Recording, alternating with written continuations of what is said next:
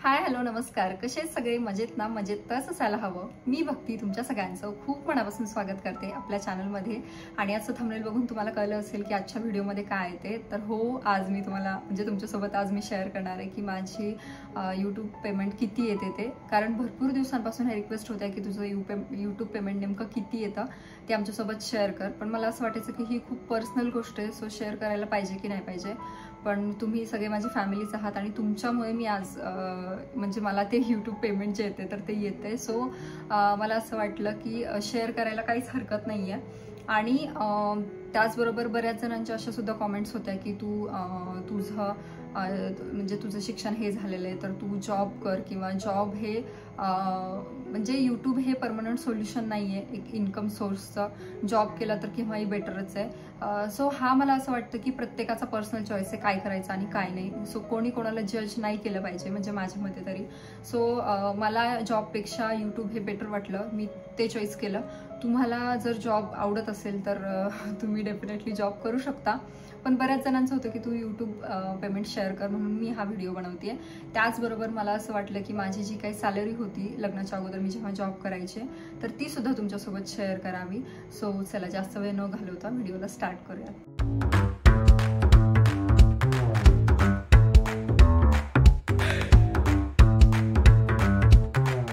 तर बघा, सगळ्यात अगोदर ना यूट्यूब पेमेंट किंवा मग सॅलरी शेअर करण्याच्या अगोदर मी सुरुवातीपासून माझी एक जर्नी तुमच्यासोबत शेअर करते. मी अगोदर सुद्धा एक व्हिडिओ बनवला होता की माझी यूट्यूबची जर्नी कशी होती ती. पण आत्ता मी शेअर करणार आहे जेव्हा माझं शिक्षण झालं तर त्याच्यानंतर माझा जॉब मिळाला कसा, किंवा मग त्याच्यानंतरचा बाकी सगळ्या गोष्टी इन शॉर्ट मी शेअर करेल. खूप काही डिटेलमध्ये शेअर करणार नाही, कारण प्रत्येकाचे ना खूप हार्डवर्क किंवा खूप स्ट्रगल असतं प्रत्येक गोष्टीमागे. आणि मला नाही वाटत की मी ते शेअर करावं, कारण प्रत्येकाची लाईफ कधीच सोपी नसते. प्रत्येकाचं स्ट्रगल असतं आणि मग ते वेगवेगळ्या पद्धतीचं असतं. सो मला नाही वाटत की आपलं रडगाणं नेहमी आपण मांडलं पाहिजे. सो ज्या काही गोष्टी मला शिकायला मिळाल्या किंवा ज्या काही गोष्टी घडत गेल्या माझ्या लाईफमध्ये त्या मी शॉर्टमध्ये सांगण्याचा प्रयत्न करेल.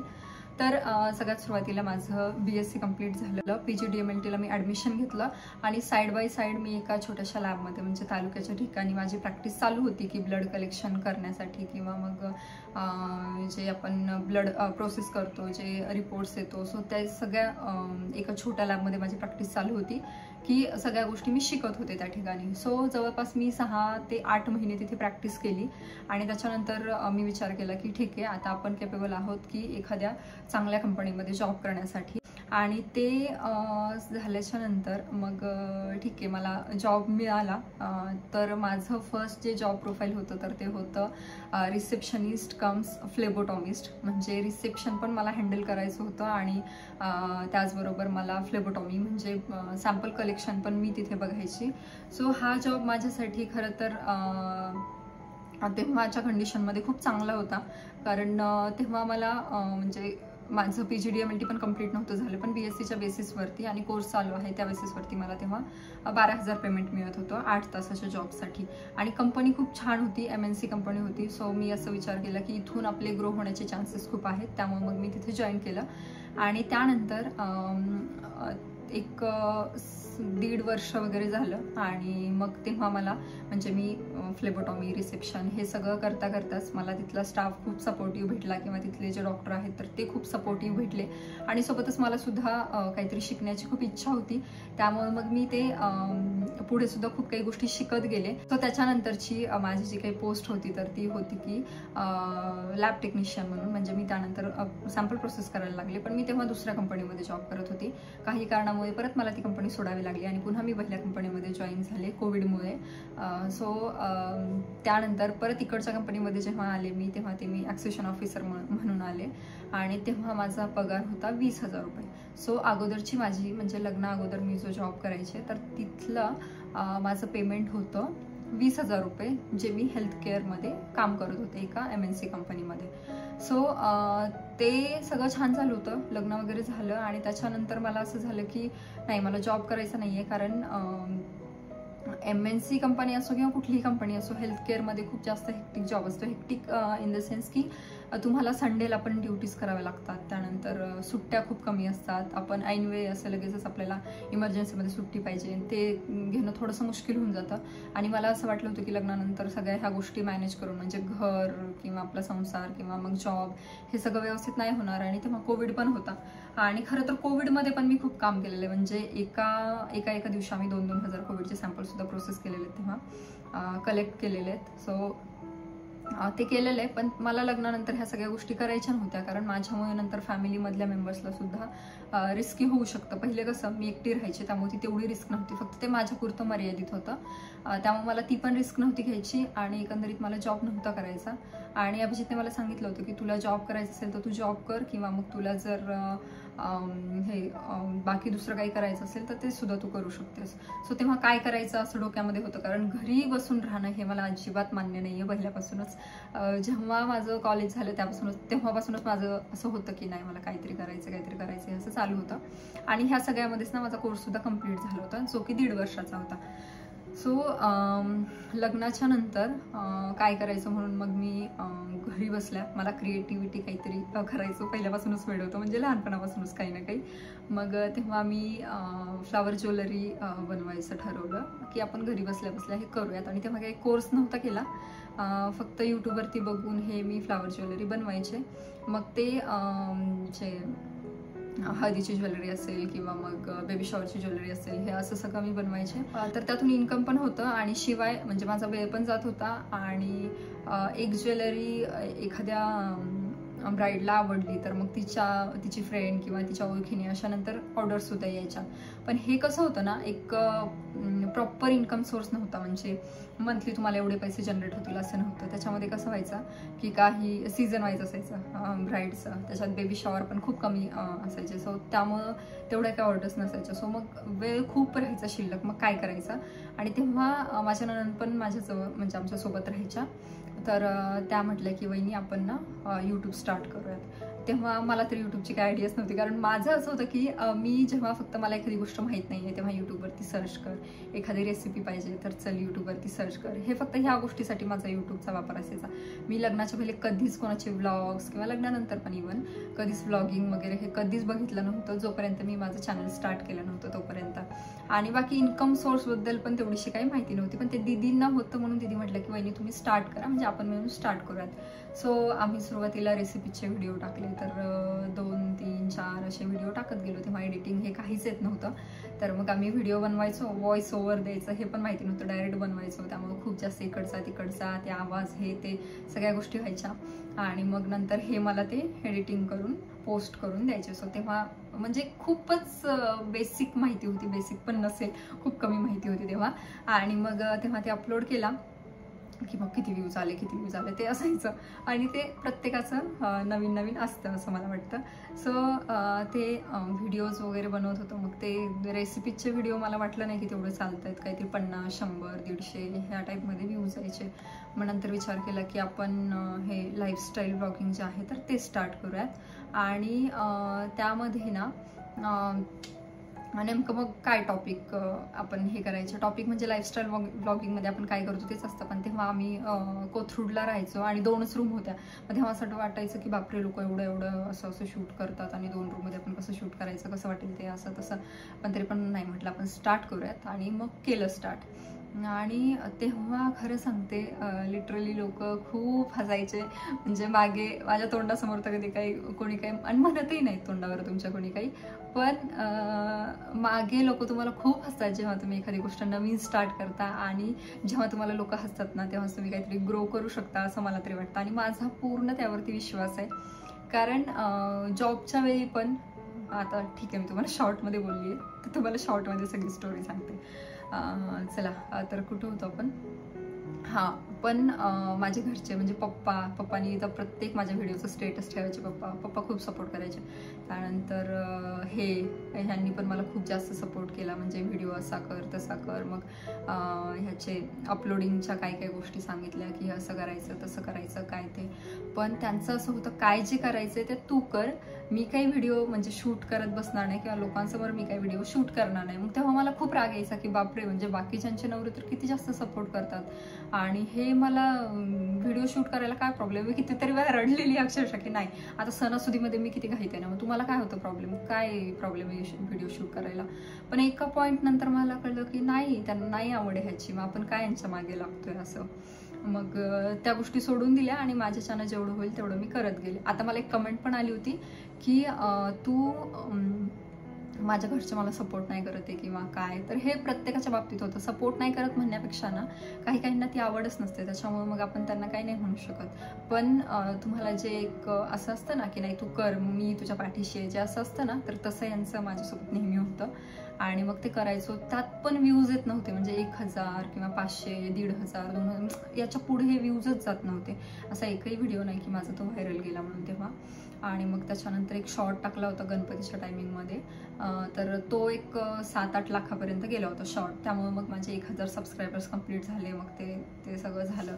त्याच्यानंतर 1000 सबस्क्रायबर कंप्लीट झाल्याच्या नंतर मग ते काय ॲड्रेस व्हेरिफिकेशन हे ते परत ते होत नव्हतं. मग त्याच्यानंतर मी विचार केला की नाही आता मला यूट्यूब सोडून द्यायचं, कारण माझ्याकडे एक लास्ट चान्स बाकी होता की ॲड्रेस व्हेरिफिकेशन करायला. ऑलरेडी मी 2 की काय चान्स गमावलेले होते, ते प्रॉपर झालंच नव्हतं. मग आता हे झालं तर नाही तर म्हटलं यूट्यूब आपण सोडून द्यायचं. मग तेव्हा पण मी सोडून द्यायचं म्हटलं. नेमकं तेव्हा आम्ही ॲड्रेस चेंज करून बघितला, म्हणजे यांच्या ऑफिसचा ॲड्रेस टाकून बघितला आणि तिथे तो कोड व्हेरीफाय झाला. सो त्या सगळ्या गोष्टी तेव्हा झाल्या. आणि त्याच्यानंतर मग व्ह्यूज येत नव्हते, मग काय करायचं. मग इंस्टाग्रामवरती आम्ही रील्स बनवायला लागलो, जे की कॉमेडी होते, आमचे कपल कॉमेडी किंवा रिलेटेबल हे ते. आणि ते आमचे पहिलाच रील एवढा व्हायरल गेला. इंस्टाग्राम झालं, फेसबुक झालं, खूप व्हायरल गेले. म्हणजे आमचे खूप सारे व्हिडिओज ना मिलियन्सपर्यंत जायचे. आणि मग तेव्हा असं वाटलं की नाही आपण ह्यात तो ग्रो होतोय. यूट्यूबकडे तर काय होत नाहीये, पण आपण इंस्टाग्रामवरती ग्रो होतोय असं. पण खरं सांगू, इंस्टाग्रामवरती एकतर इंस्टाग्राम पे नाही करत पहिली गोष्ट, आणि दुसरी गोष्ट म्हणजे तिथे प्रमोशन्स येतात पण खूप प्रमोशन कमी यायचे. म्हणजे असं मंथली असं फिक्स इन्कम काहीतरी जनरेट होते असं अजिबातच व्हायचं नाही. मग ते 1 लाख फॉलोअर्स होऊन पण काही उपयोगच नाही असं वाटलं. मग म्हटलं नाही, इथे तर काही उपयोगच होत नाहीये.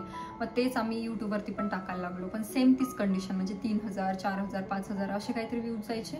आणि नंतर एकदम डाऊन. म्हणजे काय करावं ना मला तर हेच कळायचं नाही नेमकं काय प्रॉब्लेम होतोय. आता बरेचसे युट्यूबर मी बघते तर हा ठीक आहे, आपल्यासारखे ब्लॉग्स आहेत किंवा आपल्यापेक्षा थोडी चांगली क्वालिटी असेल किंवा थोडी खराब क्वालिटी असेल, पण व्ह्यूज किती छान आहेत त्यांना ना, आपल्यालाच का व्ह्यूज येत नाहीयेत. असं खूप जास्त डिमोटिवेट झाल्यासारखं व्हायचं. खूपदा असं पण झालं की नाही मी चॅनल बंद केले. मग त्याच्यानंतर थोडे दिवस मी विचार केला की नाही यार, आपण एवढं 1 वर्ष का मेहनत केली, परत स्टार्ट केले, परत बंद केले, स्टार्ट केले, असं 2-3 वेळा झालं.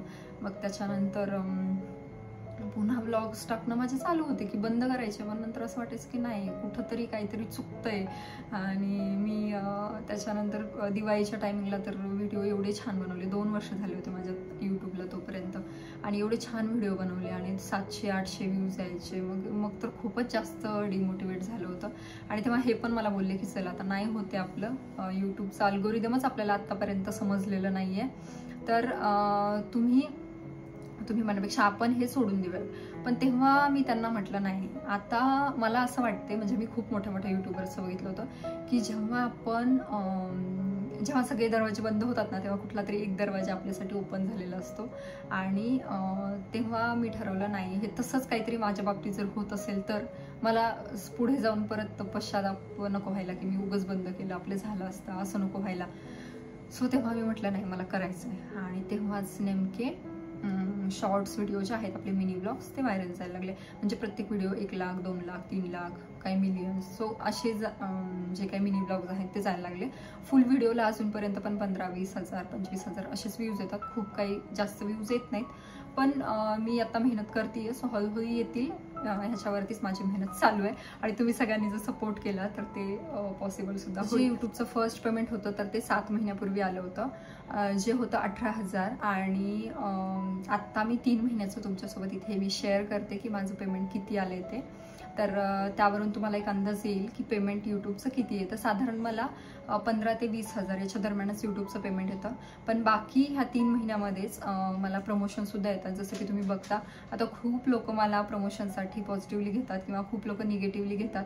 पण खरं सांगू, मी एवढे 3 वर्षाची मेहनत केली आहे ती त्याच्यासाठीच केली आहे. मी खूप काही ऐरेगेरे प्रमोशन मी करते असं मला तर वाटत नाही, कारण मला खूप गेमिंगचे वगैरे पण प्रमोशन्स येतात. पण मी ते नाही करत, कारण पैशासाठी ना मला कोणाला फसवायचं नाही आहे की तुम्ही ह्यामध्ये पैसे भरा किंवा ह्यात जर तुम्ही पैसे गुंतवले तर तुम्हाला एवढं रिटर्न येईल वगैरे वगैरे, असे मला खूप पैसे येतात, प्रमोशन्स येतात आणि मला त्यामधून खूप सारे पैसे सुद्धा मिळाले असते.